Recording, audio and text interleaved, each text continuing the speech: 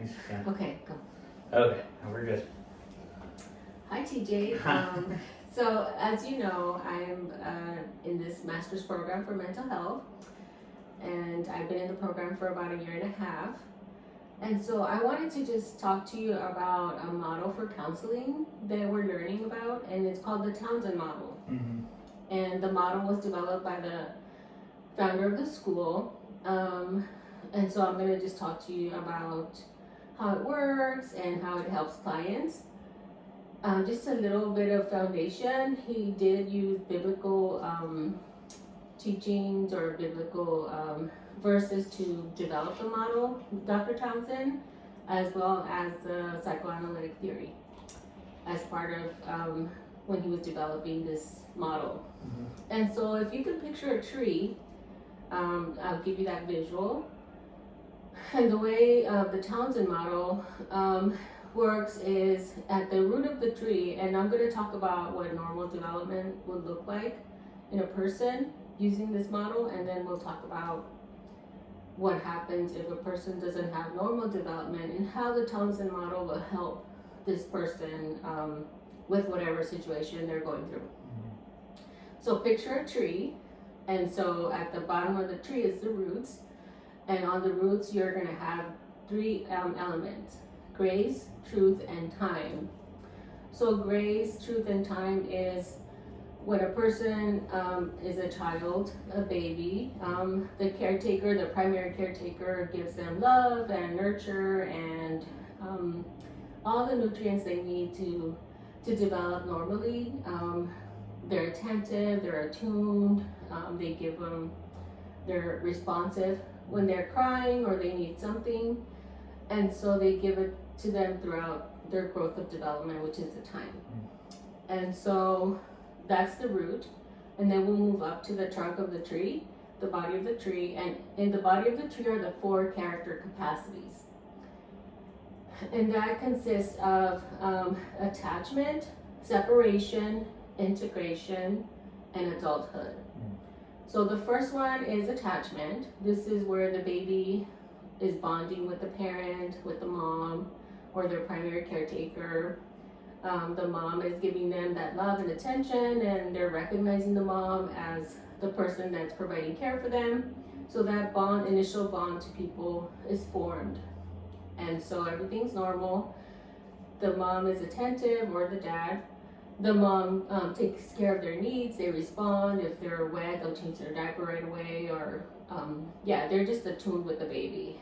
And then comes separation. Everything's normal. During this stage, the child begins to develop their own identity. They start to separate from that primary caretaker. And it could be crawling away or rolling away. And if the parent allows them to explore their environment, explore what they're doing in their surroundings, everything's normal, then the child begins to, like I said, develop their own identity with boundaries. The boundaries are set during this time because the parent allows them to grow and separate from them. Physical separation, because that attachment bond is still there. The emotional bond continues to be there, but physically start to separate and start to form their own identity. And then from there comes integration. And so in integration, this is where the child begins to learn the good and the bad. So, mom gives me love and attention, and that's good, but also mom gives me discipline and structure, starts giving me structure and telling me, what's not okay to do. And then the child starts receiving both as normal. So it's normal for them to have good things happen, and then if they do something that isn't okay or safe, then the parent would also discipline them for that. So they're receiving both, and that's okay, that's normal. And then adulthood. In adulthood, the first 3 character capacities lay the foundation for adulthood. So if everything's normal, the child received the love and the care, and they're allowed to develop their own identity, and they learn the good and the bad. They come together. then that'll set them up to be I hate to use the word successful, but to be a healthy functioning adult. So they develop the tools they need to handle problems, they're emotionally regulated, they have an idea of choosing their career, they start to get their place in the world, they have healthy adult relationships, they can make friends, they have healthy marriages, and also their sexuality is, they have a healthy development of their sexuality. So those three really set the foundation, the first three character capacities for adulthood, for them to find their place in the world in a healthy way. And then we move up to the leaves of the tree, and up here on the leaves on the top of the tree is where you will find the fruit. So in a normal in the Thompson model, there's the 3 P's. There's personal, people, and professional. So in the personal is where the person is able to handle problems, their internal conversation, they're able to regulate their emotions, manage problems. When they come, handle it without like the anxiety, the severe anxiety or depression. It may be there, but it won't be as severe. And then you have people. This is their relationships with other people, with like their friends. They are able to form healthy relationships with their supervisors and coworkers and romantic partners. And so that's the second P. And then the third P is professional, where they are in the workforce, they're adults, they have they have a career that they enjoy, they're able to navigate that. So those are the 3 fruits on the top of the tree. And that's like in a normal functioning person, or healthy, not normal, healthy functioning person, everything's working great if you're starting from the root going up to the fruit. Now, the Townsend model uses that model to help people when something is going on in their lives that they're not happy with. But in this case, we're going in reverse to help the person, because we don't know what kind of childhood they had. We don't know anything about their history. What we're seeing is a person in front of us. And so that would be the top of the tree, which is the fruit. So it's a person presenting to us, and they may have personal problems they're dealing with, like personal issues, like their self-talk, maybe they have low confidence. And then you have the people where they're unable to form relationships, they're kind of isolated, or they can't keep friends, or their marriages aren't functioning, they can't get along with their spouse. So that's in the people, or even maybe at work, they're not getting along with their coworkers. And then professional, they don't have a clear idea of their place in the world as far as work, their career, where they want to go, what path to take. So when the person comes in, we're going to look at those 3 fruits to determine how do we start, where and what of those 3 areas is this person struggling with. And so then we go from there. Once we determine that, we do an assessment, and then we're moving backwards. So we're going to go down back to the trunk of the tree, to the body of the tree, and we're going to look at the 4 character capacities, which is attachment, separation, integration, and adulthood. So we're going to assess and see what from the top, which part of the character capacities and what area are they lacking, where is the disconnect. Maybe it's an attachment, they didn't have a bond with their caretaker, maybe that's where it is. Or maybe in separation, they have trouble with boundaries, they're people pleasing and they don't know their identity, so they're struggling and they've reached a level where they maybe just can't take it anymore. So that's why they're in our office. And then integration, they view the world as like really everything's bad and it's not my fault, or everything's perfect. The problem is with everyone else except for myself. So it's kind of like in that 2 ends of the spectrum. And then the last is adulthood. They may not know what career they want to get into, or they just don't have clear direction, and they just need help trying to figure out where they fit in the world, or maybe their sexuality too, their sexual identity, maybe it's not developed or something. And sometimes they cross each other. Sometimes it could be one or two things. And so our job as counselors when they come in is to really do a thorough assessment and try to determine if there's two, like which one's the one they're struggling with the most, to kind of help them. But they will overlap. Like people and personal, they may have trouble with developing relationships because of their internal conversations or whatever is going on with them internally. That's telling them I'm not good enough to make friends or something like that, for example.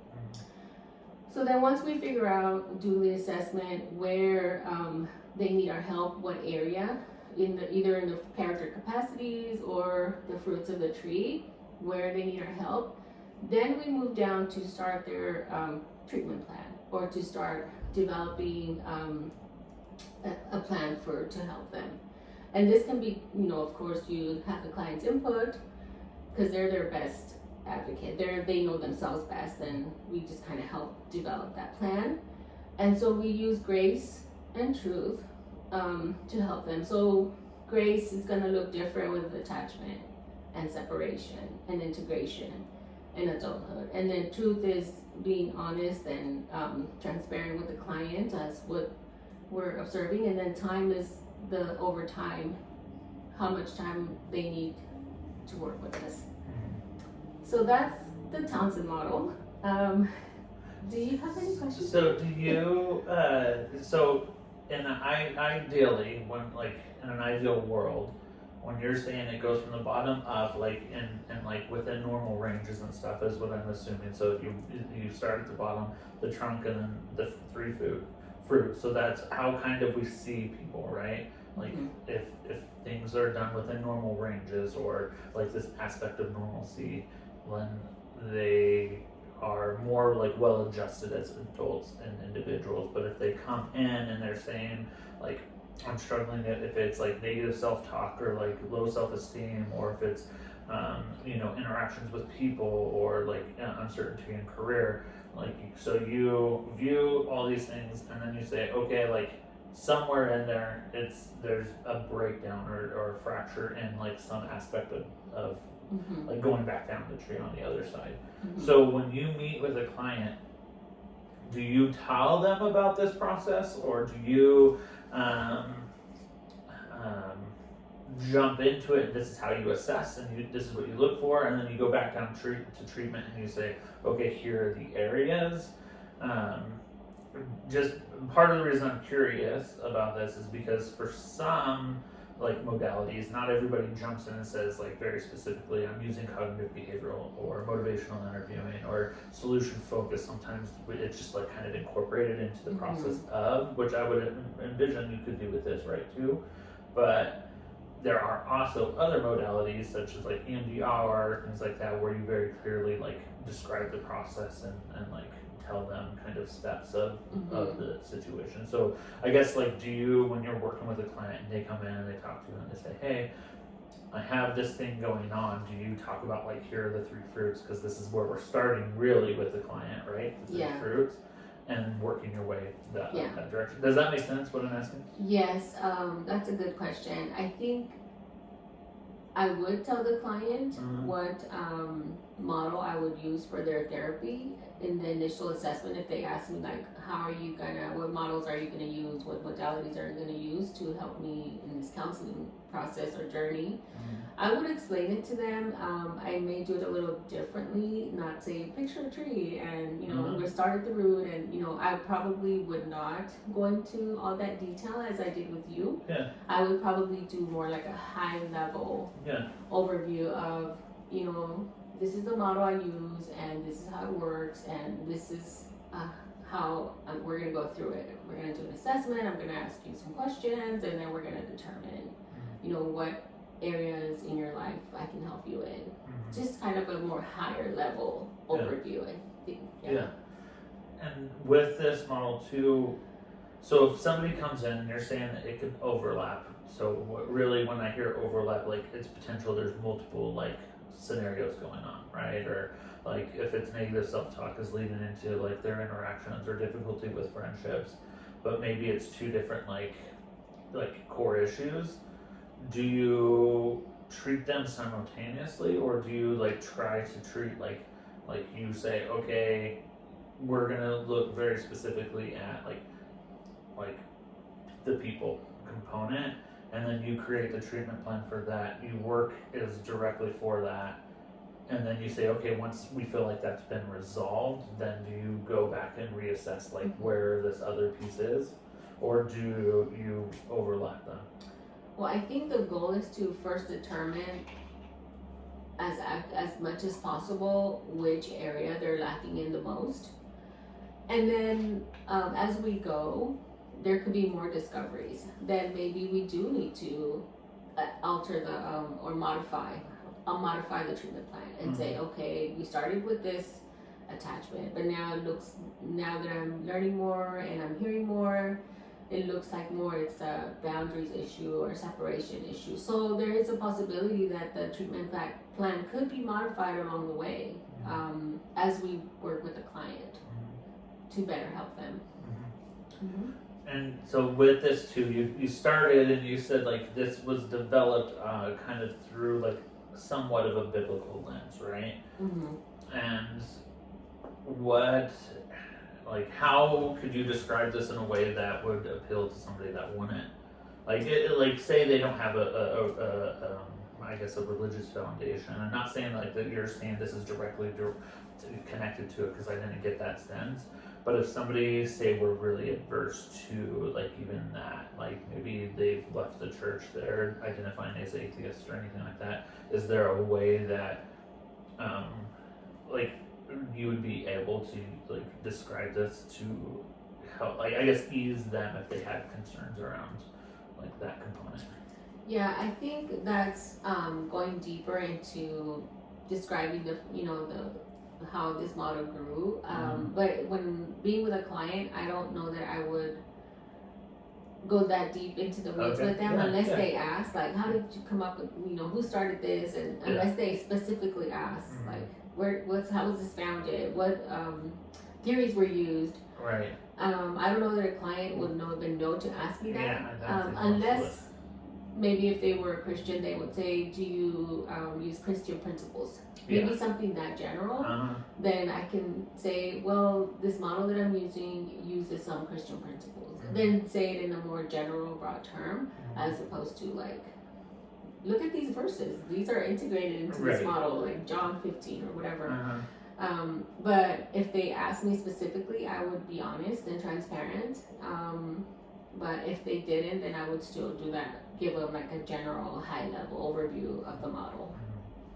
And I was just curious because sometimes, like as much as we try as a clinician, as much as we try to like put our information out there so people can make the best decision before even like contacting us, or like or even when we do our free consultations or anything, or at least when I do my free consultations, it's trying to answer some of these questions. But that is sometimes like, some concerns that I have at least experienced where people are like, I don't want to work with anybody that has a religious background. Even people that do or that are active in their religious practice sometimes want an outside source that's not connected. And so I was just like curious how, like, what your thoughts were on how to like potentially talk to those clients. But like I think that would make sense. Not that I think you can use it with anybody, and it like ultimately if they're asking the questions, just being transparent.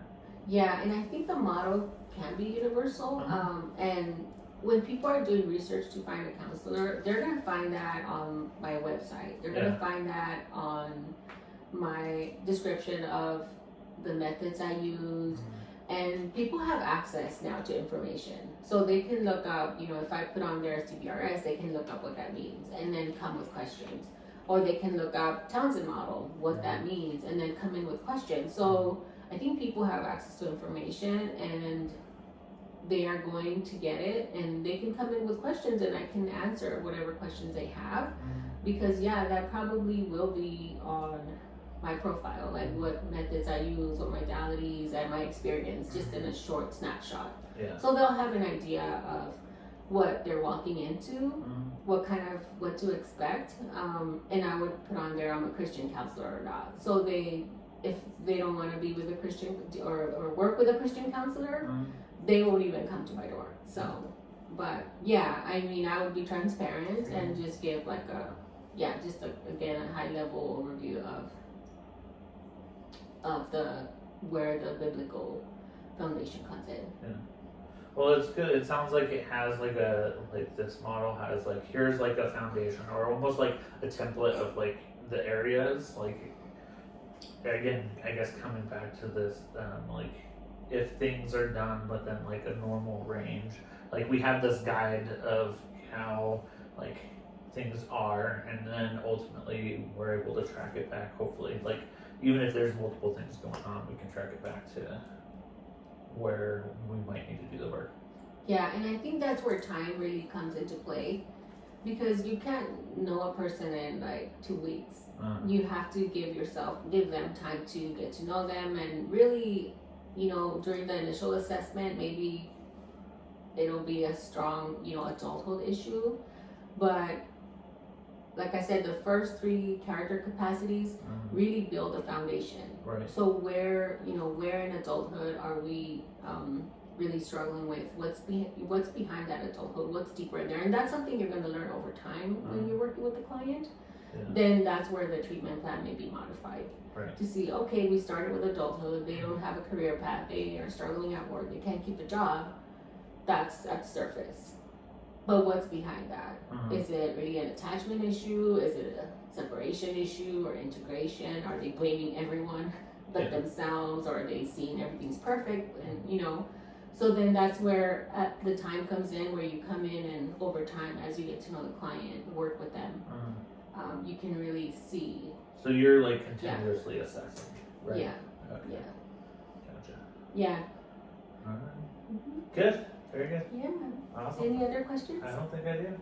Okay. Well, thank I you. did want to say my name is Thomas Childers. I go by TJ, and I'm an LCSW, licensed clinical social worker. Thank you. Yeah.